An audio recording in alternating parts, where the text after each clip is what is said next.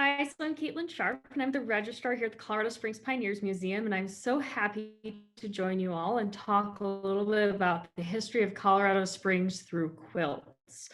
So this presentation will kind of discuss just a little bit of our collection here at the museum.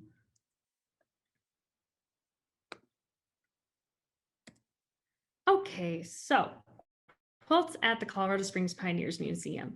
So we have some of these quilts are actually some of the first artifacts that were actually collected, some of the first thousand or so artifacts, to ones that were actually collected in just the past few years. So we do have a range in terms of patterns, time periods, and also makers. I would say a lot more of our quilts do tend to be kind of on the older side, because quilts that are being made now are still starting, currently still starting to be more donated to the museum. And you'll kind of see that through the presentation. A lot of them tend to be more of like the 1880s, early 1900s, but we do have a few kind of are featured there from the 1970s or so. We do, of course, have a lot of different time periods, a lot of different makers, many of which were women here in the Colorado Springs community. And we are a repository for the Lula Evan quilt collection, which I do mention. She was part of the Nebraska Quilt Council and a very famous quilt maker. She's actually not from Colorado Springs in the Pikes Peak region. So I really focused on ones that really focus more on stories they tell here in Colorado Springs. So those are the ones I really kind of featured in this presentation. So I focused on the people, groups, events, and places of Colorado Springs and the Pikes Peak region, and kind of what we can learn about these different topics through quilts. Now, before I begin, I do want to do a quick poll. I know that kind of in this presentation, I'll be talking about quilts that really tell a little bit of a story. So I wanted to see how many of you have a special quilt. So Meg, can you bring up that poll?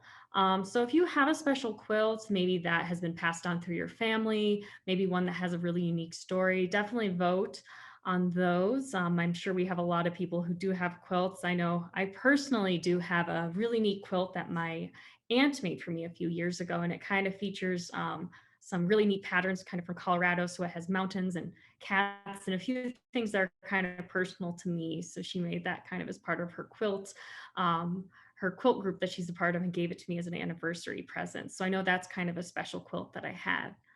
So looking at kind of some of our results, it looks like we're still voting. But it looks like a lot of you do have kind of a family quilt that's been passed on, and also quilts that had a unique story. And I'm sure a lot of you also probably are quilters and have had experiences quilting yourselves. Excellent. So that is kind of a good kind of to see and share kind of our own quilts before we begin the presentation. So it looks like a lot of you do have quilts that belong to your family, and some of you have some unique stories. So excellent. Well, it's great to kind of see kind of some of your quilt experience, and I look forward to kind of sharing some of the museums.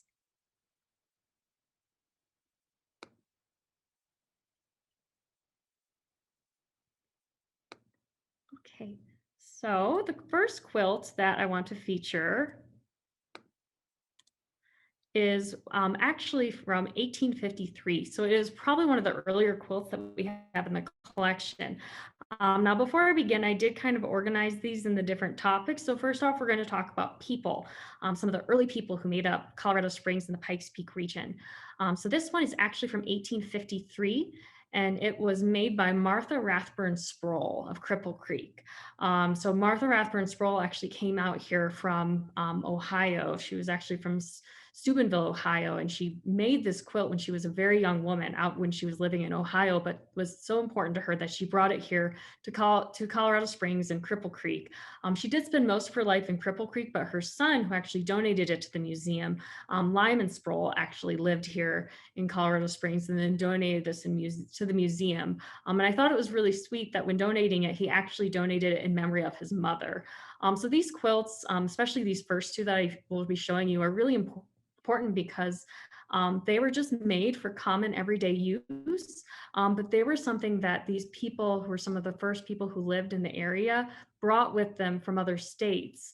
and they're just kind of neat, and they talk kind of a little bit about that early settler experience. So this one I think is particularly beautiful. It is actually massive. This is actually only half of it if you look at the picture image, and it is a hand stitch feature, cotton and hand stitch, and it features a rainbow star pattern. So it's actually doubled on the other side. So it is a massive quilt. And these quilts are really so evocative because they do speak to just the common everyday life and everyday use that people would have had. Now, this quilt we actually do have on exhibit. This was actually from the 1870s, and again, one of those that was brought from another state here to Colorado Springs. And when you think about this, it's very important the fact that they brought a quilt because you only had so much space in, a wagon or a train if you were traveling a little bit later on. So what you carried with you, you had to really carefully choose and select. So the fact that these families brought these quilts that were made from out east to their new life in Colorado really speak to how special they were for the families. This one was actually made in Pennsylvania, and it is a patchwork light and dark variation of a log cabin quilt. If you look closely, you can kind of see the little red dots that kind of help make the center square.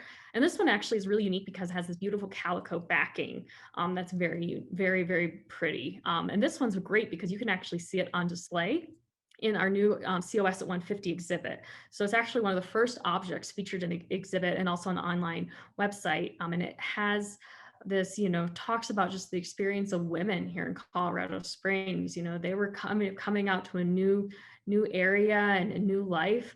And these were the things that these women chose to bring with them.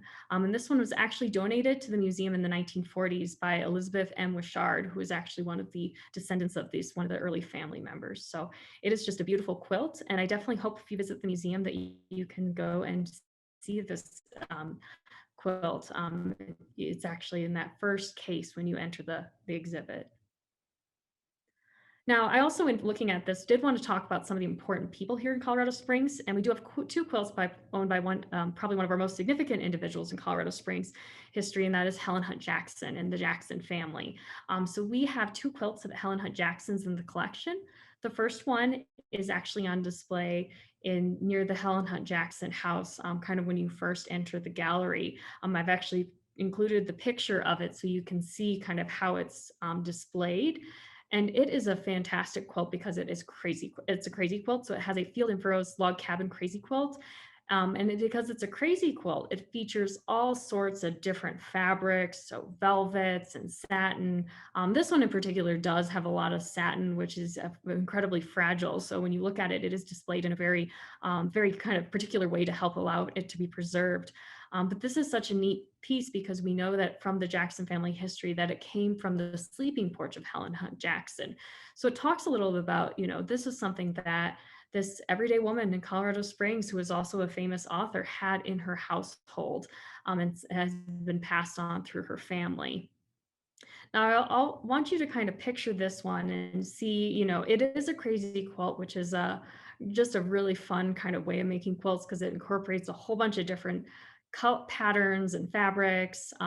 Some crazy quilts that we'll be looking at later do kind of have a little bit more of a crazy quilt theme, but this is more considered a crazy quilt because of the fabrics, not necessarily the pattern, because it has more of a log cabin pattern. But I want you to kind of think of that quilt, but then look at the next one. Now, this one I think is fantastic because it's a little more of that common everyday use quilt, kind of like those first two that we saw, that are something that you kind of just see as a homey thing that you would use on a daily basis.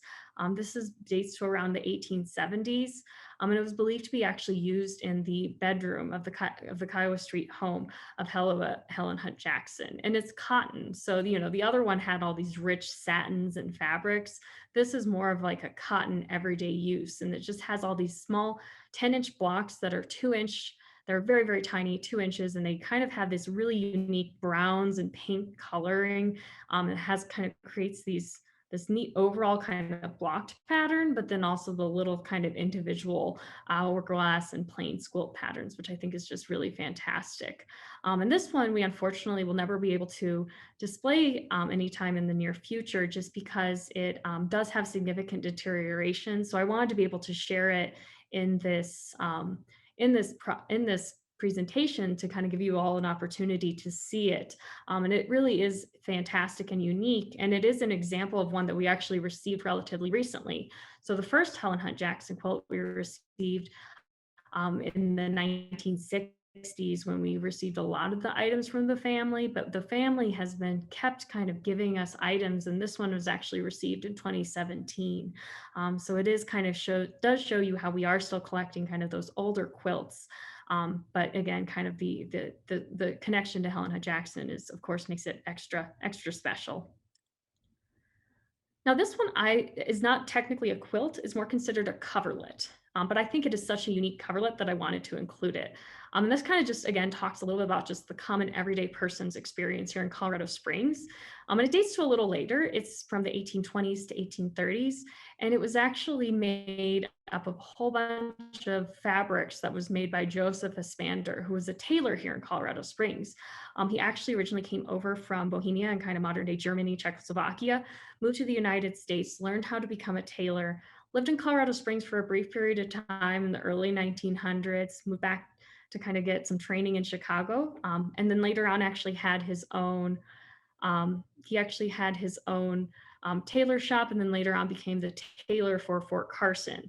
So it's kind of a unique story because it talks about, you know, this guy in Colorado Springs who came over from another country and really began a great life.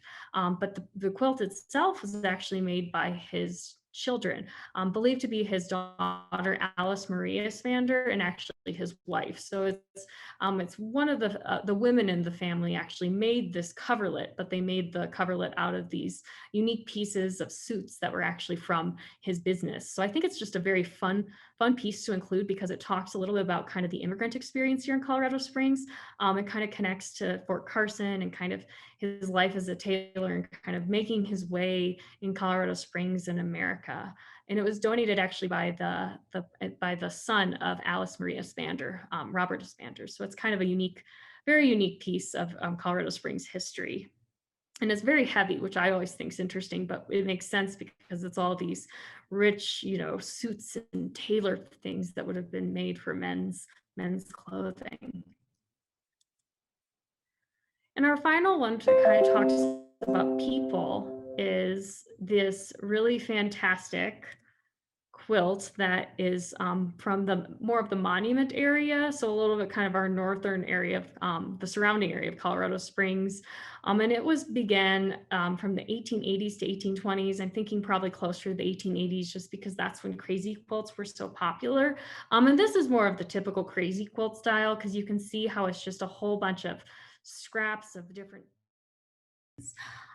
So this one is, again, it talks a little bit about kind of the broader Colorado Springs area, and kind of some settlers from the monument area. And before I unfortunately got kicked off, I was talking a little bit about how this is a really good example of a crazy quilt because you can see all the different types of fabrics, the velvets, the cottons, the satins, and you can kind of just see it's kind of a great documentation of the types of fabrics that were used at the time.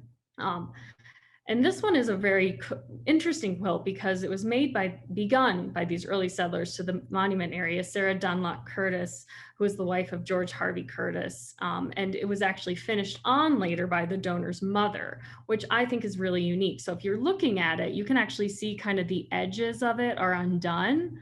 And because of that, you can see it wasn't even fully finished by the donor's mother. But from my understanding, what she actually took was she had this whole bunch of few scraps of fabrics and a partially begun quilt, and she actually kind of got it to this point. But as you can see, there are still a few finishing touches that need to be done. But we've actually decided to kind of keep this as a great documentation of the quilt's history and kind of the women who kind of worked together to finish it across the years. So here you can kind of see how it was pinned. The border still hasn't been done. It's just kind of a unique record of these two women's efforts to kind of make this one quilt over years. And this also gives you a little bit better view of the different types of fabrics and kind of the different stitches that are done. Now, I also wanted to talk a little bit about groups in Colorado Springs. Some of these actually kind of help, depict some of the early groups and individuals who helped kind of start early founding of Colorado Springs. And one of these is actually, again, a crazy quilt, because we do have a fantastic crazy quilt collections and they're great at kind of help sharing stories. But this was made by Florence Robinson, and her brother was actually Frederick Robinson, who was a local businessman here in town. Now, this one is really fun because it has all these really unique designs and kind of uses not just kind of the typical crazy quilt fabrics and scraps, but it actually uses a whole bunch of different kind of pieces of fairground like ribbons and such. So different from different events here in Colorado Springs and from even the whole state. So they have from events like they have events like from the carnivals, from the Pueblo State Fair. But one thing that I kind of wanted to highlight in particular was this pioneer of El Paso County. So that's kind of from the original El Paso County Pioneers Association that helped actually found Colorado Springs. Now I know that early in the day, they actually had a lot of different kind of organizations and events and different festivals where they'd actually use these sort of ribbons that they would actually wear. So I thought that was kind of fun to include, just because it kind of has all these neat ribbons and shows just kind of how active people were in Colorado Springs back in the day. Now, if you do look at the quilt itself, there is additionally interesting because it has actually hand painted squares. So some of these little flowers that you see are actually hand painted by the maker. And actually the person who donated it to us, Mary Robinson Garnett, actually assisted with some of this. So it's actually kind of a niece and her aunt actually worked on this together. So I just think it's beautiful because here's a bird that they made, all these flowers. So it's just a very interesting event because it kind of shows just some of the groups that the family members were involved in that they chose to document in these quilts with all these neat ribbons, but then they also kind of put their own little flair on it and kind of personalized it further. And it was actually donated later on by that niece who helped make it. Now, another really unique one that talks a little about fraternal organizations in Colorado Springs is this 1935 Tenleytown pattern quilt. So it is, I apologize. So it is actually made by the auxiliary of the Junior Order of United American Mechanics, JUOM. So they actually had a branch in Colorado Springs at 2506 1.5 West Colorado Avenue. And this organization was actually began as kind of a mechanics organization. So people who were involved in certain trades, kind of like the Masons, at the Elks, and all those other kind of fraternal organizations at the time period. So they began as mainly strictly mechanics, but then they kind of later on just kind of expanded to more groups. And it was pretty much a fraternal organization for men in Colorado Springs and also nationwide who would join for fraternal benefits such as insurance, community support. They'd have festivals and fundraisers. So they would actually kind of come together in a community, especially back then. That's actually how a lot of people got insurance and kind of the mutual aid programs, was actually by being a part of these organizations. So this one is actually really fun because you can actually see their sign in the middle. So that's actually a compass. So that was actually the organizational kind of symbol. And then each block actually has the name of a different member of the auxiliary, where they've actually signed it. So it's almost like a Tenleytown pattern, but then it also has some elements of like a signature quilt or a friendship quilt. But I did kind of down here, if you want to see the signature a little closer, I added it right there. Now, I also wanted to talk a little bit about events. So, we talked a little about groups in Colorado Springs and people, but we also want to talk a little bit about some of the big events here in Colorado Springs. And in 1976 was a big year, of course, because it was the bicentennial. Now, I think this is kind of a fun quilt because it was made by a group of school children from Andrew Jackson Elementary. They were actually fifth graders. And we have 4 or 5 of these quilts that were actually made by local students here in Colorado Springs, and they were all kind of made around the bicentennial. So thinking about our sesquicentennial, which is more of a Colorado Springs event, in 1976, of course, was a national event with the bicentennial. So this is kind of neat because it has different scenes of Colorado's or of United States history. So you can kind of see, they have the White House, they have different presidents, they have kind of the original 13 colonies. They have just a whole bunch of things that they kind of think represent the United States. And they were made, of course, by children. So I don't know what level of prompt these kids were given, if they were supposed to kind of design it themselves and actually learn how to sew it. or what degree of assistance that they had. But I think it's just kind of a unique quilt because it's made to commemorate an event that affected, of course, the whole United States, but here in Colorado Springs, they celebrated it as well. And kind of tying it back into Women's History Month, I love to kind of show this one block that actually shows women's voting. So that way I thought was kind of unique that they actually wanted to include women's voting in the Bicentennial Quilt for this particular elementary school. So you can see they have this early women wanting to vote, 1900s, when they were really trying to during the women's suffrage movement and the women being able to vote. So I think that's just kind of a neat little square and block that they added. Now, we do also, of course, have one that really celebrates just more directly Colorado Springs history. And this was the 1986 celebration of the anniversary of General Palmer's birth. So they actually had a city celebration, much like the sesquicentennial for this event. And as part of this, they actually made a commemorative quilt. Now, this quilt was really unique because people actually had to submit a design, essentially, to the museum, who kind of coordinated the effort. So everyone kind of created this little submission form. We actually have the original submission forms in our records, and they would actually list what the block was supposed to be like, what fabrics they were using, and kind of what it was supposed to mean, and kind of celebrating General Palmer's anniversary and his birthday. So these are ones that they actually thought to put together for Colorado Springs.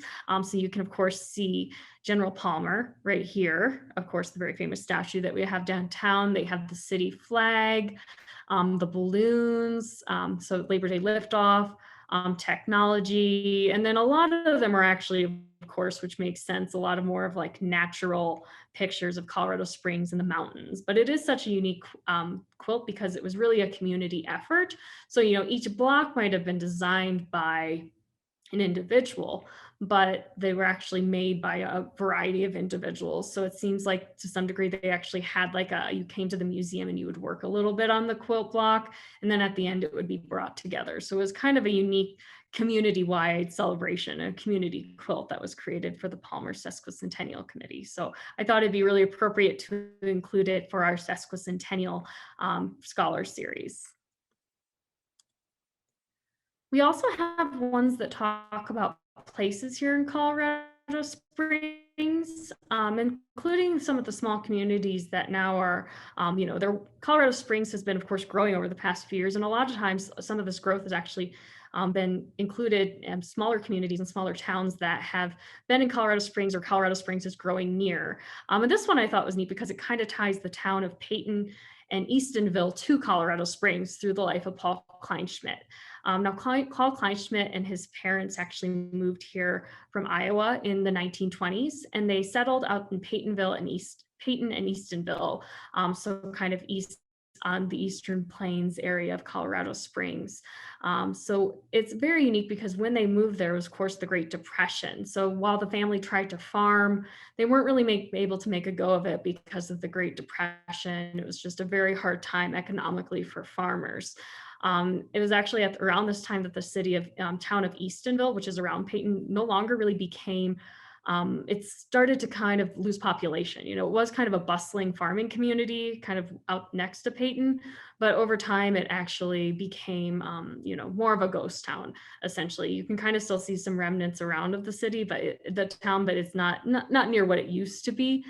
So this is kind of a neat piece because, again, it's more of a coverlet, but I wanted to include it because it's such a unique story, because Paul Kleinschmidt, after his family tried to ranch in Peyton and Eastonville, near Peyton and Eastonville, they actually moved to Colorado Springs. So, as a child, which is very unique as a male quilter, he actually made this coverlet out of scraps of fabric around his family and around his home. So he made this piece, this really unique piece as coverlet.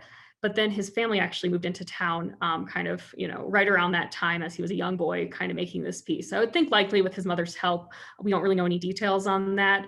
But again, kind of similar to the early one made of men's suits. But I think it's such a unique story because their family came to ranch. They weren't really able to make a go of it. So then they moved actually into Colorado Springs. And then he had a very similar story where, in the sense, like, he and his family, settled in town. His dad opened a local business. Paul himself actually eventually went to the army, and then later on actually became an auto shop owner. So he owned Paul's auto shop, and he was one of the original individuals who was actually involved in the Pikes Peak hill climb. So it's such a unique piece because it's a coverlet made by a man instead, actually a young boy, but it's kind of a unique kind of family story, just in the sense like this, this family moved from Iowa, came to Colorado Springs or the area, settled here, and then the son himself actually became a very successful business owner in town, and of course connects back to the Pikes Peak hill climb. So it's really a unique piece of history. And finally, we have one of my personal favorites that's come in recent years, and that is this circa 1938 quilt that was actually made from women of the Lidle community. So the Lidle was actually near Turkey Creek, so in the area that's currently Fort Carson. And this is actually a community quilt that was made by women in the Lidle community. So the community was again, kind of similar to Eastonville, the small ranching community that had a post office, they had a school, so they had a few basic amenities and was a relatively thriving community. But over the years, Fort Carson was expanding, and the town itself kind of eventually, the whole area and the ranchers and the land eventually became training fields for Fort Carson. But this is a unique kind of snapshot because it records the history of these women who are in this community because they made this quilt together. So it's a friendship quilt, a signature quilt where it kind of has 62 signatures of different women. So it has their first and last name. One of them does have the date of 1938, which is why I likely think it is dates to around that time period. But it's so neat because you can see how the women stitched each one in with black thread. Each of them is a little bit different in their signature. But it kind of records just a community that no longer exists. The area where it was is now part of Colorado Springs. So it just kind of helps record a little bit of the place, but it was the work of the women of the community to kind of help record this place and kind of take this snapshot of history. So it's such a unique quilt because of this. And I did kind of want to include some of the names of women. Again, there are 62, so I couldn't include all of them, but there's Grace Bellwood, Olivia Brown, Mamie McClure, Nellie Grimes, Eva Walt, Helen Bernhardt. So it is just a really unique piece. And the woman who actually kind of put this all together was Agnes Early. So she was actually the individual that this came through. So her daughter actually found this quilt a few years ago in the bottom of a trunk and gave it to her, one of her nephews, who was actually one of our volunteers at the museum, and he donated it to the museum. So it's just such a unique piece, and it's actually in wonderful condition. It's just this beautiful yellow. So that is kind of my overall kind of overview of just a few pieces in our collection of the museum's quilt collection. Again, we have over 360 quilts, so I could only really show a snapshot of our quilts, but I tried to include just a few that kind of tell a few really unique stories of the region. We, of course, have many other ones that do tell some great stories of Colorado Springs, and we, of course, are always still working to collect these stories of Colorado Springs history through quilt. So I think at this point, Meg, I'll be ready to take some questions. Yes, thank you so much, Caitlin. And please, if anyone has questions, this is your chance to share those in the chat function. Caitlin, when your internet was acting up, which I'm so sorry, it's darn technology, we did have a few people share their quilting stories. So again, please hop over to the chat and you can see Patricia, Christine, a couple other folks shared some stories about their quilts, their personal quilts. So I really appreciate you doing that. So our first question is, how many quilts are on display at one time? Did you hear that, Caitlin? No, yeah, sorry, can you repeat it? How many quilts are on display at one time? That is a great question. So right now we do have two quilts that are on display. So we have our quilt that is in our 150 COS at 150 exhibit, and then we also have a quilt in the Helen Hunt Jackson exhibit, and those will be up for a good amount of time. Now, we usually, the quilts really are exhibit dependent. I believe there might also be one in the City of Sunshine Gallery as well, but what we kind of have is it's very, very, very much exhibit dependent. So, while we have all these great quilts, we do kind of try to space them in as we're able to, but at any point in time, you might have 2 to 3 quilts, unless of course we're having more of a quilt specific exhibit, which I know we did a few years ago.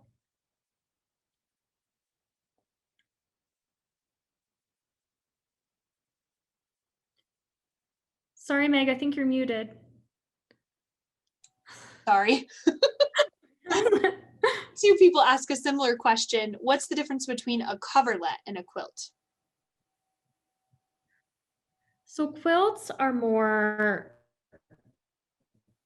coverlets are more of like it's kind of the way they're composed. So with quilts, they're more of pieces of fabric that are put together to create the blocks, but then coverlets are more of just like the general blocks that are sewn together. And there's a little bit more nuance, but it's basically the way that they're composed. They both have a backing, but it's just kind of, it tends to be just a little bit more of just how they're composed. Because quilts are just, you have to make the whole block, which is in its whole unique fabric. So it's really a difference with composition. Here's one that you will definitely know. How do you store quilts? Did you hear that? No, I think there was a beep. How do you store quilts? That is a great question. So we have two different ways that we store quilts. We have boxes and we also have rolled textile storage. Now, it really depends on the type of quilt.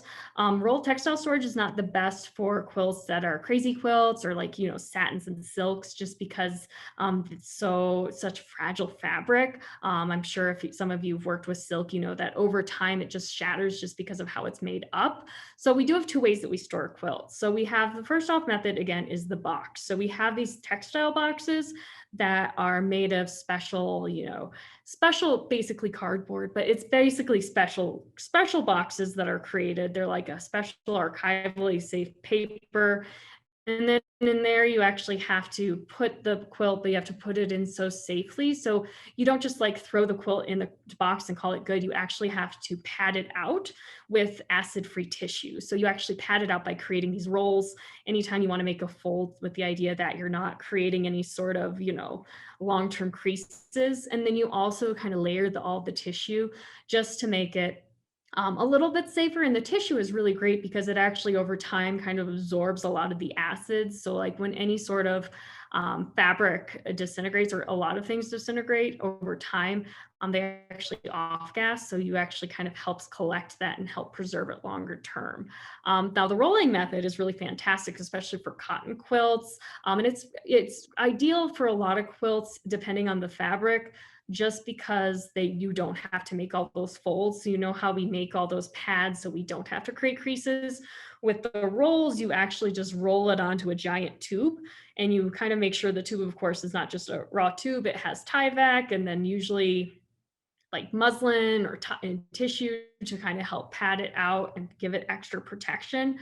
But the rolls are really helpful just because they allow the quilt to be a little more natural. So you're not having to make all those creases that can be really hard to remove. So, those are the two main ways we can store things, and we kind of have them split and really have to assess, look at each quilt and look at its condition to see, and its composition to see how it will be, what's the best way to store it.